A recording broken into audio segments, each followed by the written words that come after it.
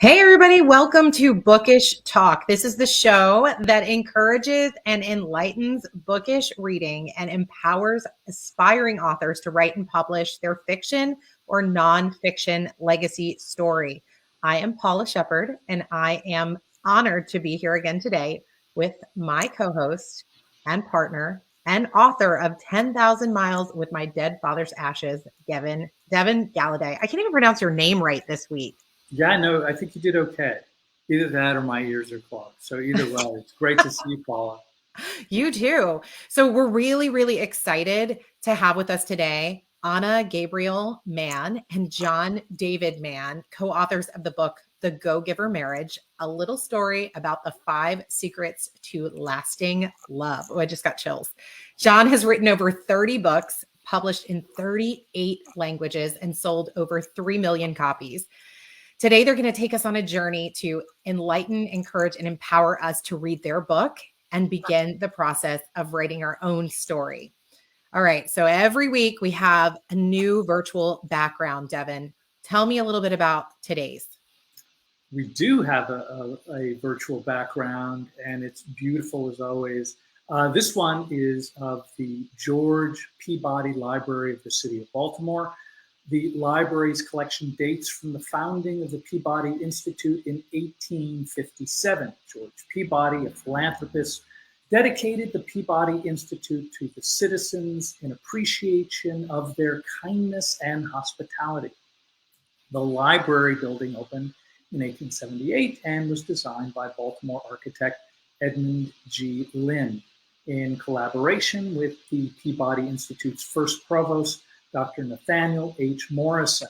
The stacked room contains 5 tiers of ornamental cast iron balconies, which rise dramatically to a skylight 61 feet above the floor.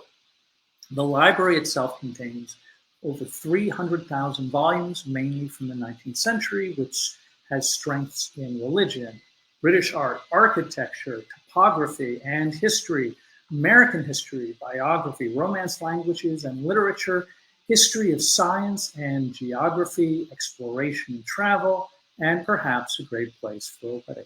Paula? This is a great place for a wedding. And actually, Baltimore is my hometown. So I lived right outside of Baltimore, about 15 minutes away. And I've actually been to a wedding at this very place. So it's as beautiful or more beautiful in person than the pictures show.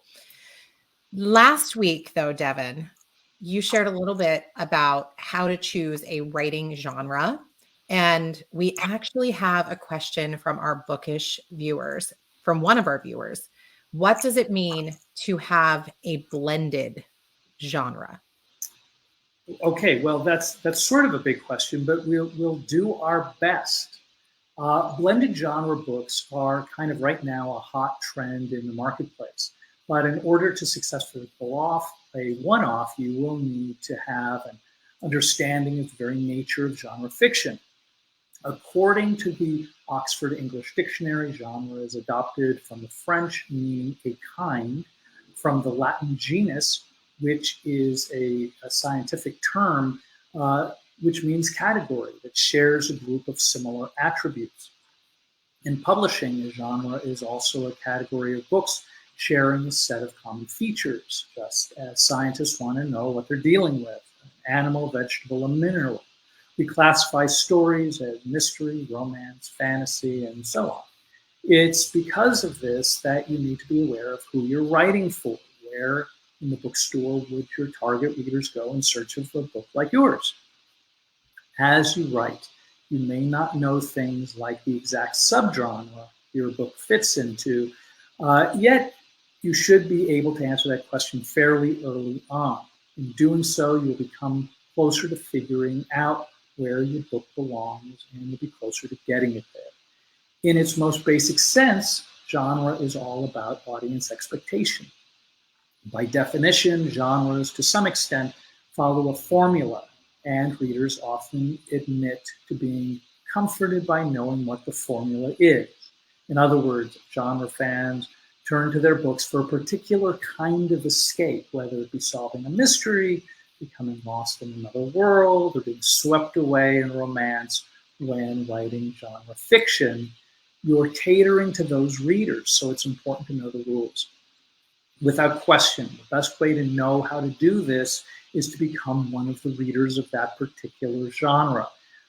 Reading other books like your own will help you figure out where your stories fall, provide you with a good sense of the conventions of the genre, and give you an arsenal of comparison titles to use when you're writing a query letter to a publisher. And by the way, this is really important.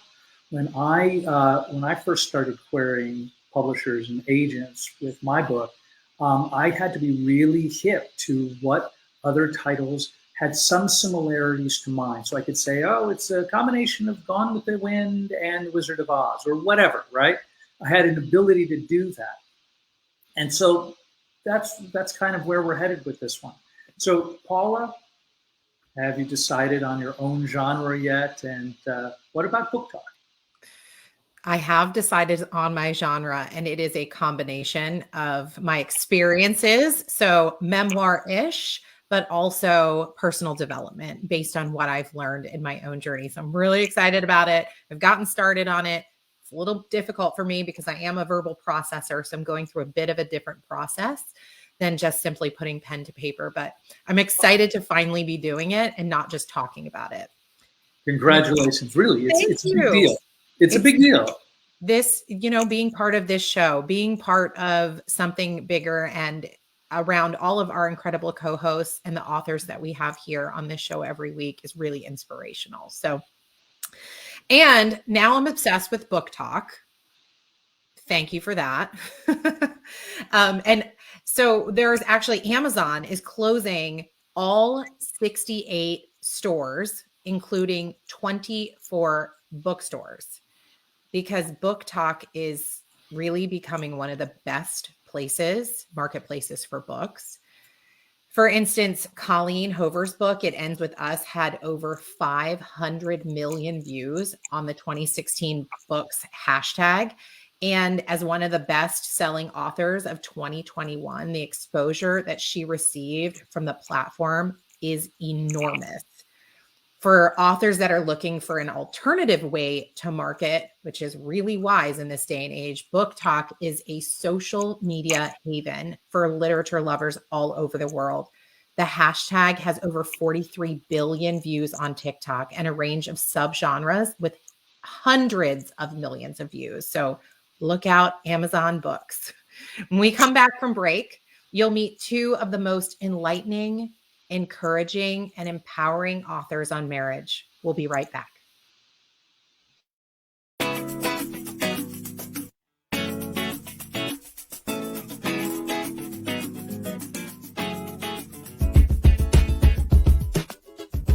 Hi, I'm Mierille Ruiz, and I want to share with you some information about one of my favorite business books, and it's called The Go-Giver, written by Bob Burg and his writing partner, John David Mann.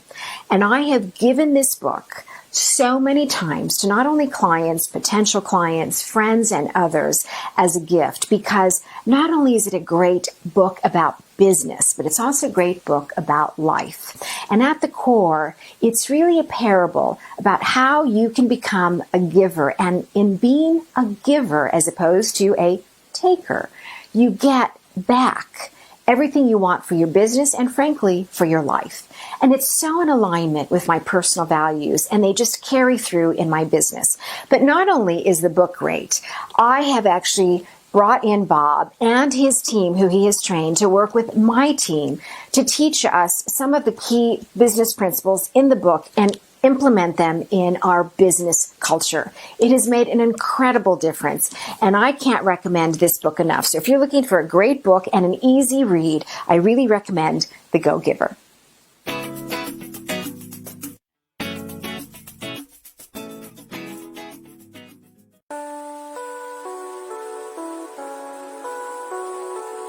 An empowering quote from Nelson Mandela stated, "The greatest glory in life lies not in never failing, but rising every time you fall."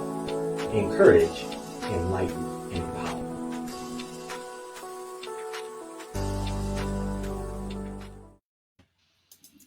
We are back, and I am So excited about our guest that we have today, Devin. We are here now at the Author's Corner. We're honored to introduce our special guests, Anna Gabriel and John David Mann. And I got to share with you, I met them in a Clubhouse room. And if you're not on Clubhouse yet, I highly recommend it. But they were in the room talking about the Go-Giver and talking about their journey together. I really love their story. And there's something that I think is so important that I learned, from that process of the Go-Giver is to give, not give to get. And that was a really hard process for me to learn. So I want to, welcome John is an award-winning author whose writings have earned him the Nautilus Award, the Axiom Business Book Award Gold Medal, Taiwan's Golden Book Award for Innovation, the 2017 Living Now Book Awards. John, I'm running out of breath here with all your awards. He's the co-author of The Go-Giver with Bob Burg and 4 times bestsellers. His books are published in 38 languages and have sold more than 3 million copies. So fantastic. His first novel was called Steal Fear. It was co-authored with Brandon Webb, which, by the way, is my maiden name and no relation to Brandon. I'm going to have to check that out, though. Maybe we are related. I'm not sure. But it was released in July of 2021. And then author Lee Child called it sensationally good, an instant classic, maybe an instant legend. So Publishers Weekly held it as one of the best books of 2021, and it was nominated for a Barry Award. Devin? That is crazy. We're so glad that you're here. And your partner today is Anna Gabriel Mann. MA, holds a master's degree in clinical psychology and dance movement therapy from Antioch, New England. I am an Antioch alum from the West Coast, where she specialized in working with adults and family therapy. In addition to her work with family therapy and 5 Secrets marriage coaching, she has been clinical director for a program for people with Alzheimer's disease, co-founded New England's first College of Chinese Medicine, and worked as a corporate consultant, speaker, trainer, and coach. John and Anna have been dreaming about writing The Go-Giver Marriage together for nearly 2 decades. The book will be released March 2022. Welcome, John and Anna. Oh my gosh. Thank you so much. I'm curious, we have a script here, but, I'm just going to go off script because I'm curious to know if you guys even know what the hashtag book talk is that they were talking about during our commercial break. Have you guys heard of that? No. I was sitting there listening and saying, wow, I have to learn more about this. Yeah. Yeah, because as I was hearing the commercial there, what they were talking about book talk, I was thinking about how you guys, oh my gosh, you guys can really kill it over there. So, okay, I'll go back on script now. I love that little digression. Good for you. Our mission here at Bookish is to encourage bookish readers and to empower 5 million aspiring writers, to publish their stories. And so we'd love to begin with our conversation by asking Anna a few personal questions. Hopefully you're open to this, Anna. Sure. And then pivoting to your book, Go-Giver Marriage. So Anna, please describe yourself using 3 verbs and why. Wow.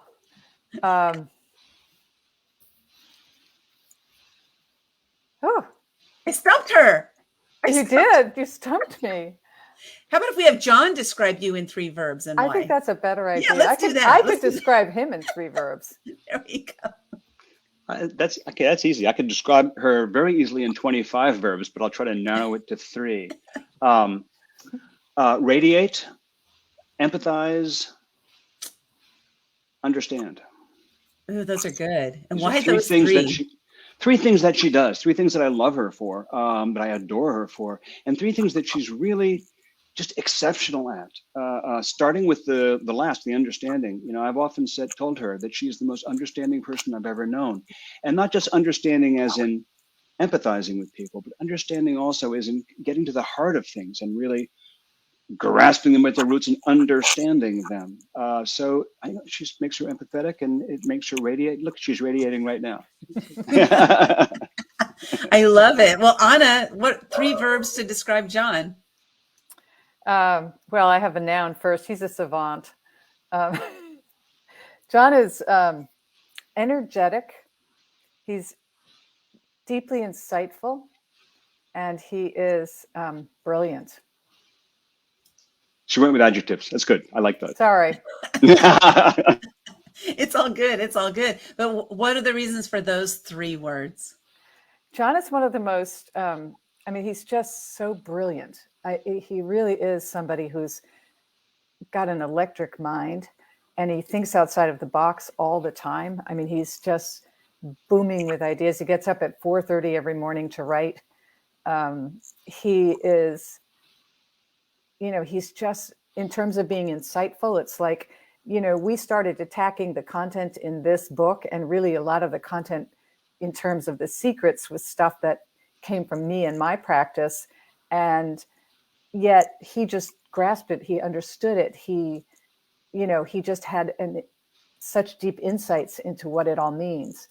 And yeah, he's a bright light. You know what I love about your responses, both of yours, and it's kind of interesting. We totally flipped it to a different area that we were going to go. And what I really love is the deepness of the words that you've selected, because a lot of people might say some things that are a little bit, maybe superficial, but you guys, you went deep. So thank you so much for opening up to us, here on Bookish Talk. Truly appreciate that. So Anna, your book, Go Giver Marriage, it appears to be in alignment with your passion in marriage and family coaching. So how did you discover the 5 secrets of lasting love before the book? The 5 secrets to lasting love are really based on developmental theory. And developmental theory is, in a nutshell, what you needed as an infant and as a child, you still need now. And so each secret is based on, just real human needs. And I'll say just one of the secrets addresses the real need to be witnessed, to be seen, to be listened to be understood, and to be witnessed, that deep desire we all have to be seen and understood. And each secret has its opposite. And I learned a lot of the secrets in marriage counseling, working directly with other therapists, where I had great supervision and where I really understood the things that will make a marriage destruct. Things like criticism. Criticism is it's the opposite of appreciation. Appreciation is powerful. Criticism is deadly. Oh my gosh, I totally agree with that. And, I don't have a background like you do, but I have had my fair share of criticism thrown at me, and it's damaging. It was damaging to my mindset. And then coming out of that, it did take, years for me to kind of shift out of that. But it is possible. I guess that's what I'm trying to say here, is that is possible, and finding help with somebody that can help you to do that. So Anna, take us back to that day, if you can remember this day, that you decided to become an author. Did you have any concerns or fears? And if so, how did you overcome them and thrive to what you're doing now? I actually wanted to be an author in my 20s, way, way back when I was first getting out of grad school. And, I started writing for psychology journals and publishing in terms of content directly in the field. But it was really a drive, because I was very turned on by all of the institutes that were opening up at the time, that were having all kinds of unique speakers. And there was a lot of really wonderful information going out into the world. There was a sort of a new growth, if you will, in transmitting the things that you love and that you know. And so it was really percolating in me for a long, long time. When John started really seriously writing lots of books, I was working on a novel, and I've been writing short stories my entire life. I love short stories. So I was, it's kind of been alive and well. But when we decided to write The Go Giver Marriage, it was actually in 2005, when The Go Giver first came off the printer, 3 years before it actually published. I was the first reader, and I read the book and said, this is phenomenal, and it would make a great book about marriage. I love that, Anna. It sounds like we have a lot in common between school and writing and life and love. But we're both taken. So what are you going to do? At the beginning of the show, we started talking a little bit about book genres.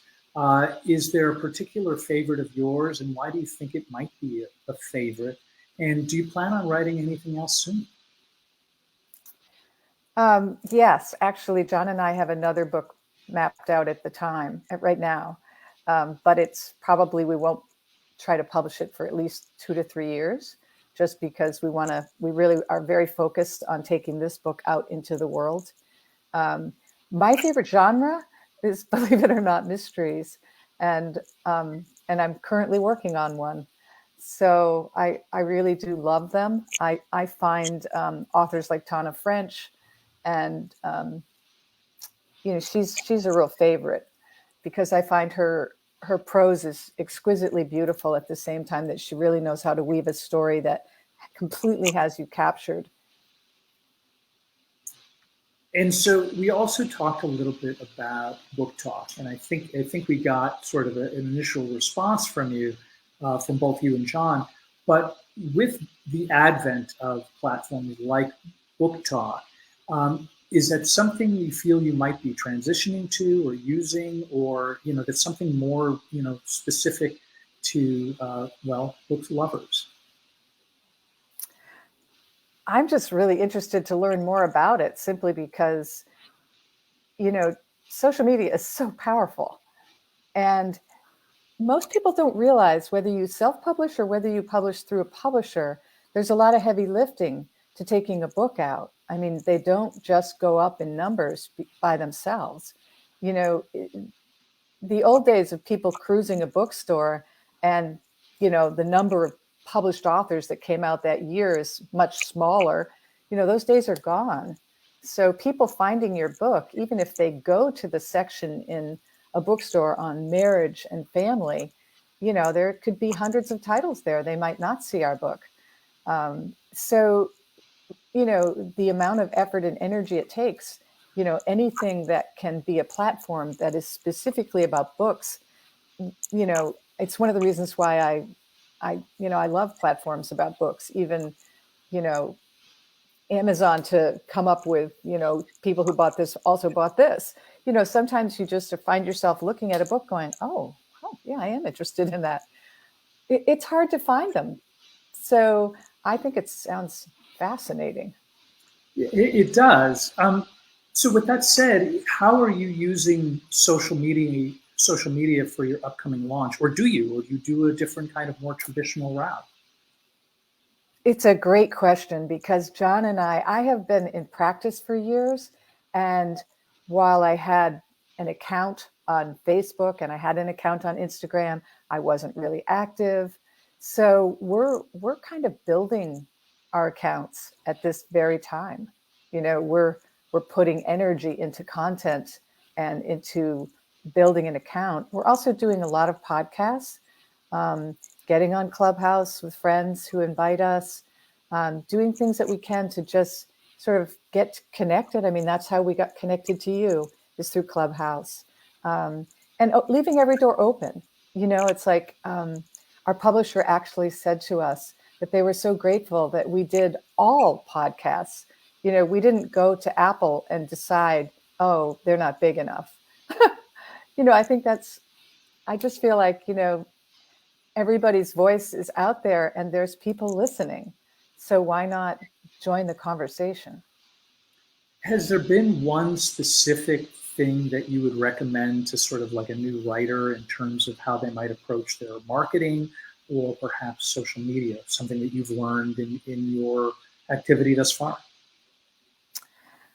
Wow, I think this is a better question for John than me, but I would say don't turn down any podcast. Make lots of approaches to podcasts and to Clubhouse. Give yourself lots of lead time to build content for your social media, so that you are really ready to just keep flipping things out. Make certain your content is good.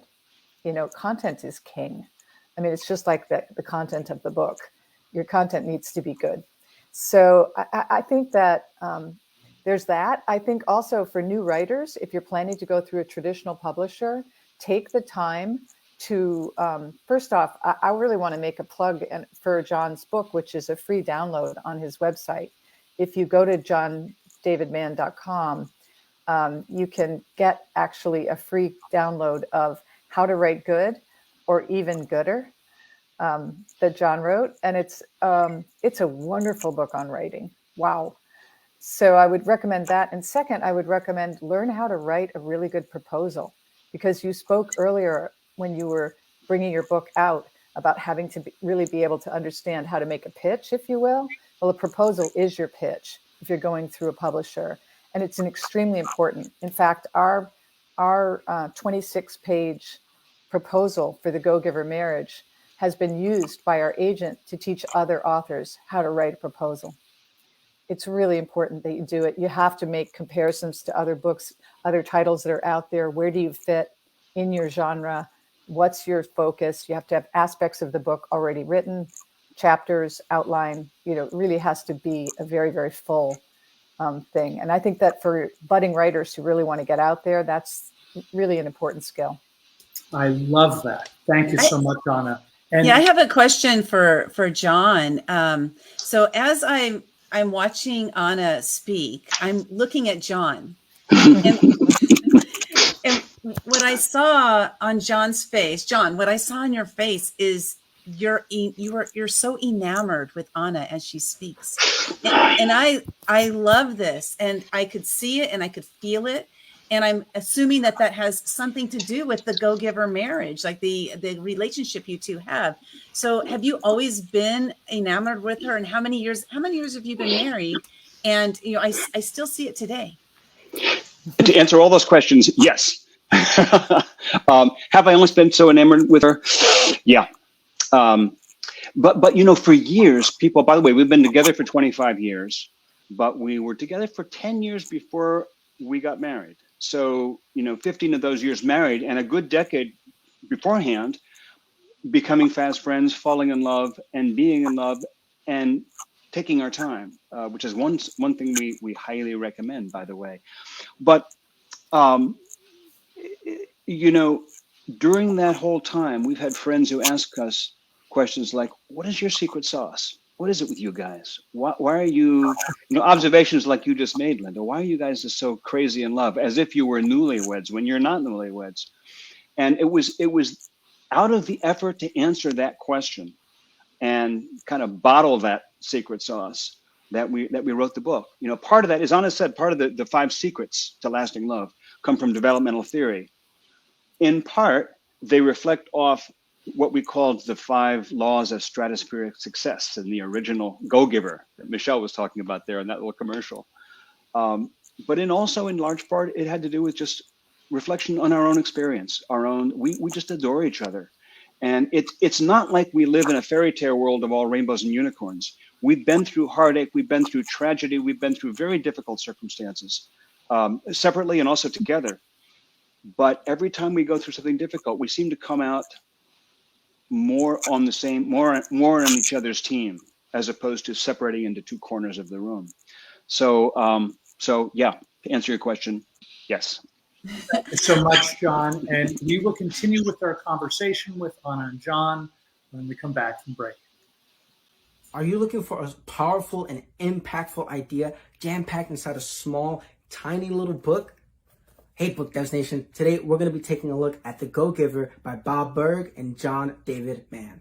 The authors convey the idea that everybody can be successful because anybody can give. The story follows a young, ambitious man who truly wants to be successful in his career.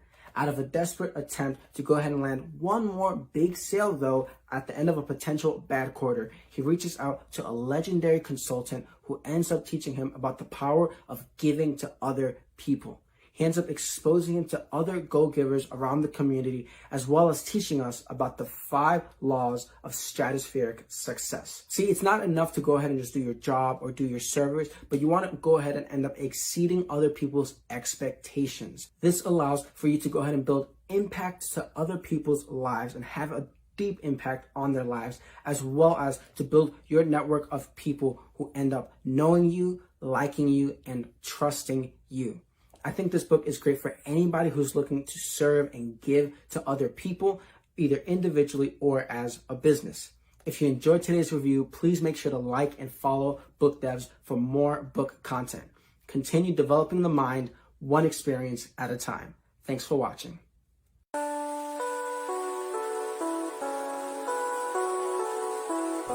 Professional boxer Muhammad Ali stated, "Don't count the days, make the days count." Encourage, enlighten, and empower.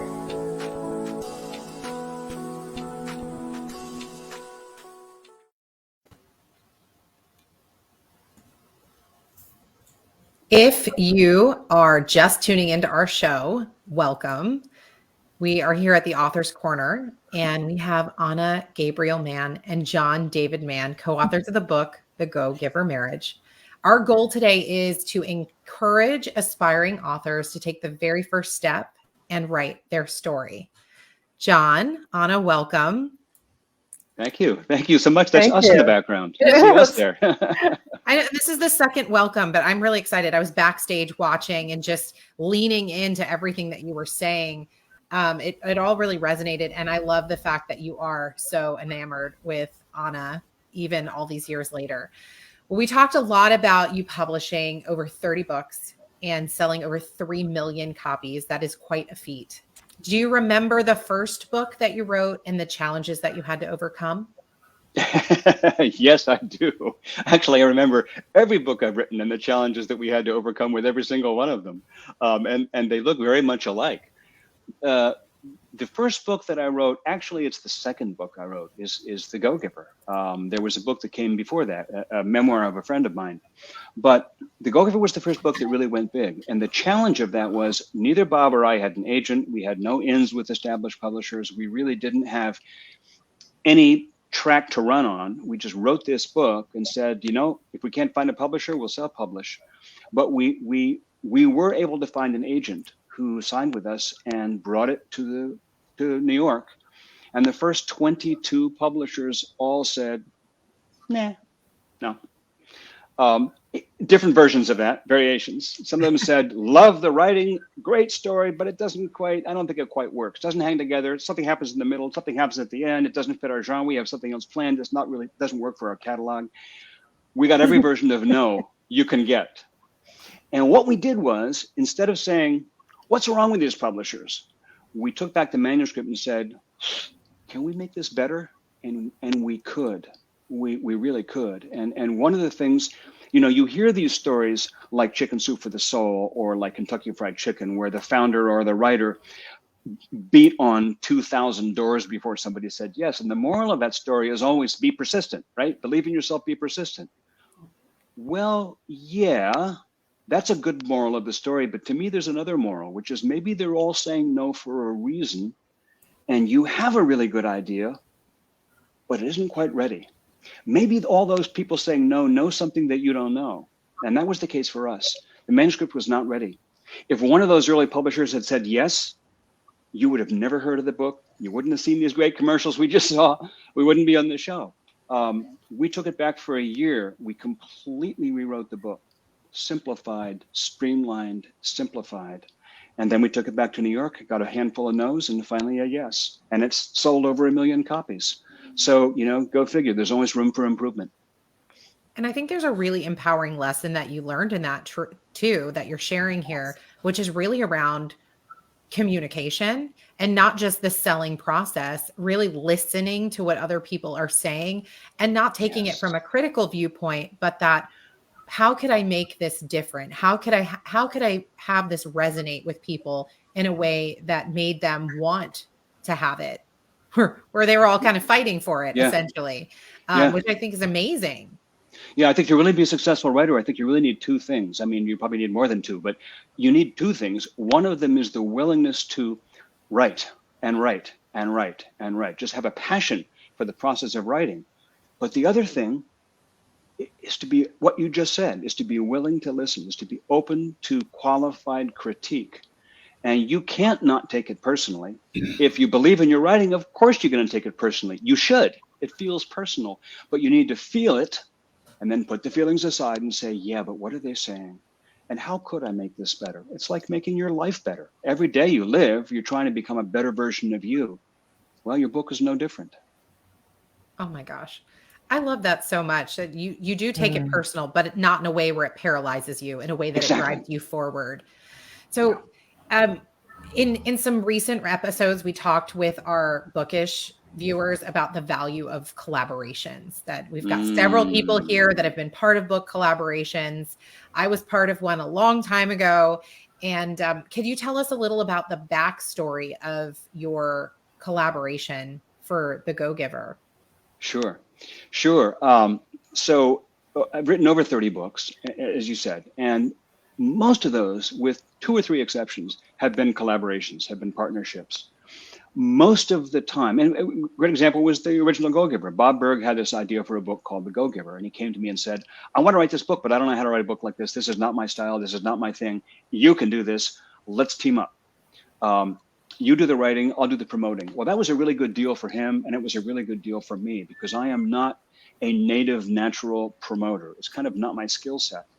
And a lot of my collaborations have been with people who were more skillful at getting the word out. And it's kind of been my job to sit on the table with the typewriter and hammer out the words. When it came to working with Anna, it was really different, because we each had our own half of the book to contribute. The book, The Go-Giver Marriage, which is already out, by the way, our launch just happened. The Go-Giver Marriage is in 2 parts. It's called The Parable, and part 2 is called The Practice. And I really pretty much wrote the parable, and she pretty much wrote the practice. Although they're both outgrowths of years of conversations that we have. They're sort of 2 different perspectives on the same subject, a storytelling perspective and an explanatory how-to practical guide perspective. And I love the collaboration process, because I write something and I give it to my partner, and they do stuff to it that makes it different, which at first I'm kind of grabby about, like, no, don't change what I did. And then I look at what they did and I realize, oh, wait, they're making it better. Her second half of the book makes my first half of the book better. And I like to think that my first half of the book, underpins her second half of the book in a way that also makes it bigger than it would be without it. So it's synergy at its best, a good collaboration. Amazing. It's like two brilliant minds integrated together. I don't want to hog all the questions, because I know that as much as I want to keep talking to you, I have so many sitting here. Mierille, I think you had a question for John too. Yeah, thanks, John. I'm really, the conversation is so insightful, and I love the Go-Giver book.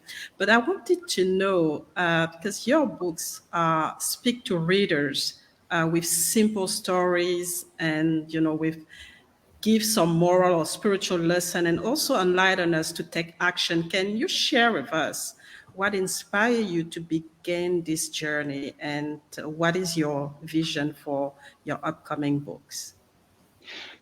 I've written quite a few different, speaking of genres, I've written in quite a few different genres. I've written a handful of memoirs of fascinating people, a number of sort of how-to nonfiction books.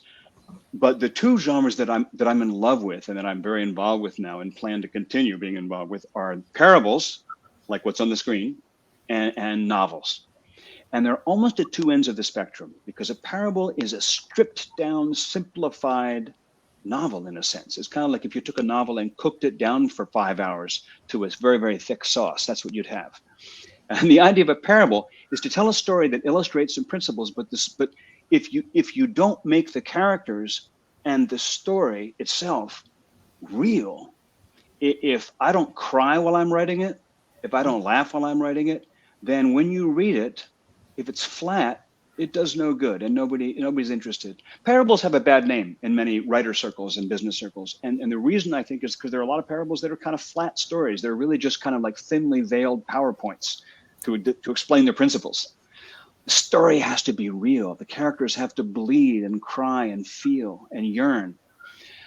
A novel is like reconstituted parable. You take the idea at the kernel of a parable and you blow it out to a huge scale, huge canvas. And I adore them both. What inspired me to get back to your question originally was, I love taking life-changing ideas and putting them in words where people go, oh, I get that. I never thought of it that way before, but I get it. And then they can apply it. That pushes my buttons. Hi, John and Anna. My name is Tim. Nice to meet you guys. I'm actually very excited about this topic. I teach couples myself how to create lifelong marriages. Oh, Exactly. And just so you both know, I'm the founder of one of the largest marriage groups on Facebook. It's called the Marriage Support Group. So I can actually help promote your guys' book. So, hey, but so thank happy you to meet so you. much. oh, my pleasure. My pleasure. Yeah, it's obviously connect after this. But each of you have life lessons from your own past marriages, or from past marriages. I'm sorry, not yours, but from past marriages that makes Go Giver Marriage a great read. I was just wondering if you guys could share one of the 5 secrets of lasting love. absolutely.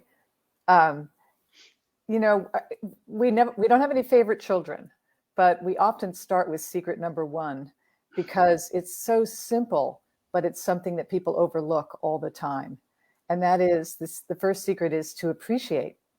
And it is specifically to take a minute or 2 of your day to find something concrete that you appreciate about your partner and actually take the time to tell them. And in the most authentic terms. And we coach people to do it 3 times a day. And then once they've conquered 3 times a day, to take it up to 4 and 5. So that you're really taking the opportunity to say, you know, when you talk to our children and I listen to the way you are with them, I just feel really blessed. I feel really, really so happy that you're their father because you're just so good with them. You know, you say something like that to your partner and you've lit up their day and it took you less than a minute. You know, there's just so many ways. If you start really, we have a phrase in the book that every person is an unexplored continent. And by being an unexplored continent, there's just so many facets to every person. And if you take the time to really look, you'll see so many things to appreciate. And in appreciating your partner, you light up the relationship in a different way because it's such a primary need to be seen and to be witnessed. But we're so busy that we assume and we let it go by and we just don't take the time. So taking that time every day makes a difference. And the opposite of appreciation is criticism. And if anybody here is familiar with any of John Gottman's books on marriage, he is one of the leading researchers out there in the world. Criticism is what he calls one of the 4 horsemen of the apocalypse. And criticism is really powerful. It, you know, it can dismantle a marriage in a very short time. In fact, one of the reasons that people cite for getting out of marriages is that they didn't feel appreciated. So that's secret number 1. And we really encourage people to bring it to life in their marriage and to really take leadership in your marriage. Take the initiative to actually find those things that you appreciate about your partner every single day and share them. You know, as Anna said, we have 5 children between us. We have no favorite children, but we love them all. But if we did, that's secret number 1. And I'll jump right to secret number 5, although I love all the ones in between. In all the Go Giver books, there are a set of 5 principles. And the first 4 are always similar. And the 5th is kind of seemingly contrary. And so in the Go Giver marriage, the first 4 secrets are all about being generous with your spouse, about giving to your spouse. The 5th is about giving to yourself. And we simply call it grow. The idea is pretty simple. A lot of people go into marriage or come to see their marriage as the source of their happiness. Like I will get satisfaction out of my marriage. My marriage will make me happy. My marriage will make me fulfilled. But that's a dangerous path because really you bring yourself to the marriage. You really need to bring your own happiness to the marriage. In other words, your spouse isn't responsible for making you happy. You're responsible for making you happy. You're responsible for making you your best self and bringing that to the marriage. This is where these concepts of individuation and differentiation come in. It's so important to understand that we're 2 different people. We love each other madly, but we're not the same. And so we need to understand our own strengths, our own foibles, our own skill sets and lacks of skill sets, and that those need to be okay. We call it grow because as you grow, you feed your marriage constantly with new material. You're becoming a new person. The opposite of that is stagnation. And one big reason that marriages start to crumble or freeze is when an individual is not growing themselves. So that's secret number 5, grow. Become the person you have always wanted to be. I don't think that we could end this segment with a better quote from you. So when we come back, we'll be talking again with Anna and with John, answering some of our viewers' very favorite and important questions. We'll be right back. The Go-Giver by Bob Burg and John David Mann is a book containing a powerful message saying that you'll be always compensated for your contributions that you make in one way or the other. The main point is to give more if you wish to receive more. It is a story of a person named Joe who was struggling in his professional life, and then he met a mentor who taught him 5 laws of stratospheric success. These laws were law of value, law of compensation, law of influence, law of authenticity, and law of receptivity. The mentor agreed to teach Joe on one condition, that he need to apply the learnings on the same day. Joe agreed with it, and he could not believe that these laws and implementation changed his personal and professional life in a way that he never imagined. So the book explains very well that success is not measured by whether a person got the account or not, how many times he succeeded or failed. The focus is not the actions or accomplishments, but the main point is who you are. So this book made a very big impact on me, my thinking, and taking every situation in my personal and professional life. Thank you. The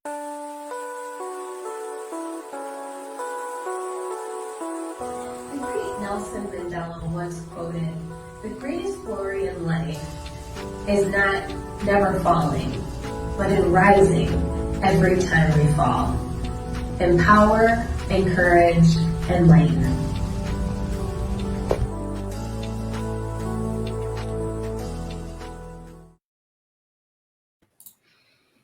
Welcome back.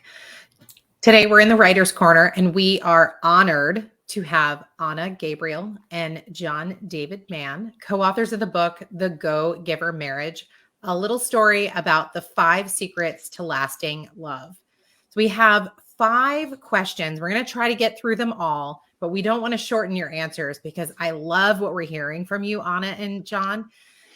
The first question that we have is, what time of day do you typically write? Oh, that one's easy for me. I get up. I used to be kind of a sluggardly person. I would get up at 7:30 or 8 or 8:30 and kind of grind into my day.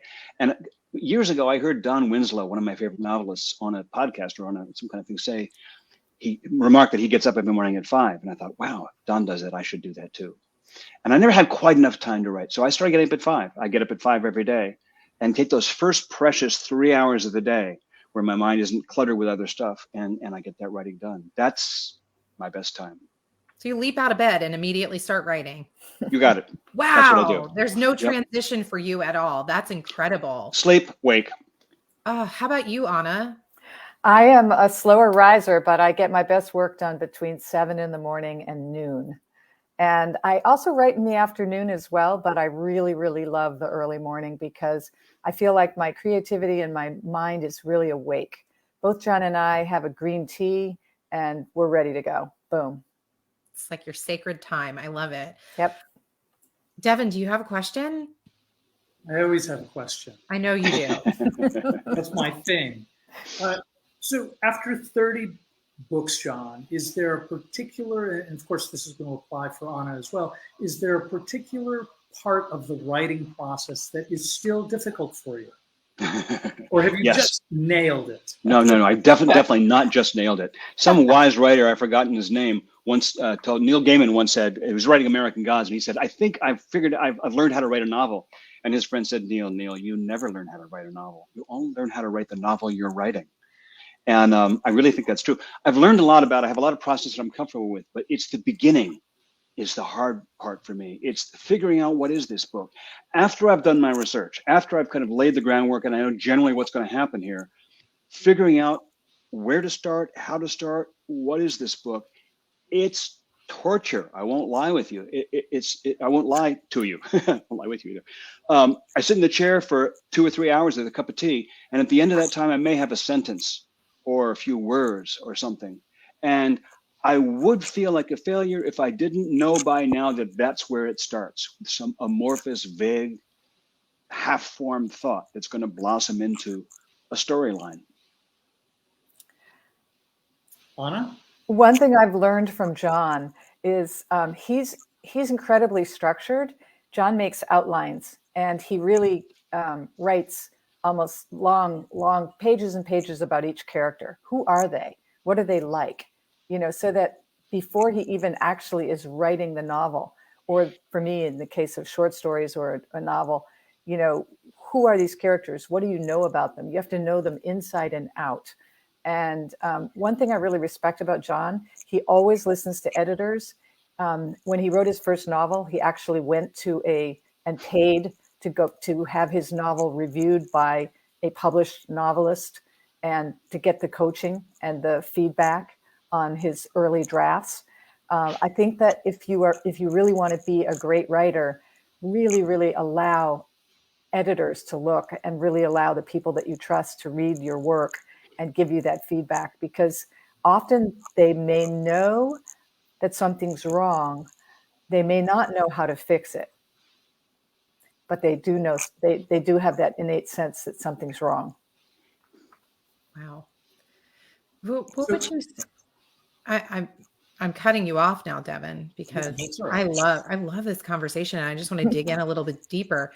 So we're talking about the difficult pieces of writing, but is there some quirk that you have? So you mentioned sitting down and having a cup of green tea together. Is there something else that maybe you do that is interesting that others don't do, Anna? Both of us have that green tea in separate offices in separate ends of the house. So we are all by ourselves in the writing process. Oh, wow. We're not working together. In fact, the entire time we were writing The Go-Giver Marriage, I would sit in my office just working away, and then I would send him what I had done for the day for him to read it and look at it, and he would do the same back to me.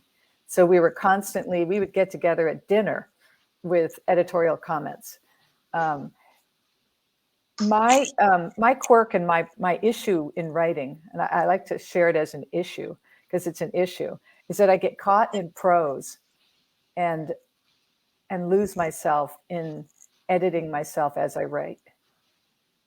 Because I love beautiful prose so much that I will forget that it's just really important to get the first draft out, knowing that the first draft is going to be complete trash. You can go back and rework the prose later, but get the story down. And that's something that I've learned from John. John is an incredible writing teacher. I am so privileged because I get his feedback. I get his expertise. I get his understanding. I mean, he's really learned so much. That's so nice. Just to have your own book writing coach in your home is stellar. Well, I think we have time for one more quick question, Devin, if you have one. I do. Do you hear from readers, and how do readers impact the way that you write or how you write? There is nothing more satisfying. There's nothing more fulfilling than hearing from a reader and saying, I read your book, and I'm not going to say it changed my life, but it made an impact. It knocked me off my socks. It blew me out of my chair. It was just so moving. It made me cry. It made me laugh. There's nothing that beats that. We hear from them on social media. We hear from them on email. We hear from them, through the publisher. People we know, people in our neighborhood. But there's, it's one of the great rewards of writing is when people come tell you, I read your book and it moved me. It touched me. I love that. Thank you so much. I think we have to go to a very quick break. But I love the fact that you've been here with us today. Thank you so much for your insights, and hopefully we can have you back again real soon. Thank you so much. Choice and opportunity, the foundation of the Capital Choice mission. We believe everyone has the choice to take control of their own financial independence, and we want to give more people the opportunity to achieve their goals. At Capital Choice, we help make financial wellness a reality, and you can be a critical part of the charge, a part of something bigger. Our associates are more than just salespeople to us. We're a team, a family that supports each other, and we have fun doing it. We want you to succeed. So we offer mentorship and training to help you get comfortable with the industry and serving clients. Our goal is to get you to a place of independence, to be in business for yourself. You choose how to grow, and we'll never take that away from you. Your business focus, how you build your team, how you serve clients, how high you climb, full-time versus part-time. The sky's the limit, and we'll be there for help and support along the way. At Capital Choice, we are passionate, empathetic, real. We give everyone equal opportunity, but you have the control and make the decisions. Want to see what you can achieve with more choice and opportunity? Join our team and find freedom with Capital Choice. Your business, your choice.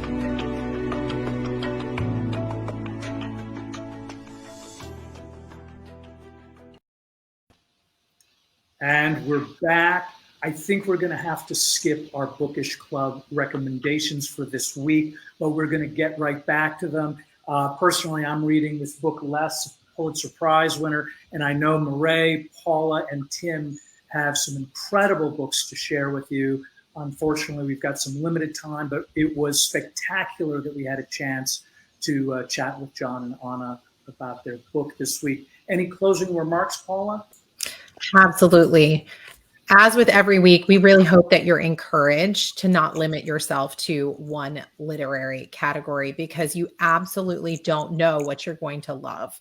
You might have a passion to read, but if you've only had limited exposure to literature, you might end up writing or even reading in a genre that doesn't suit you. So keep reading from a variety of categories to find out what you love and where you belong.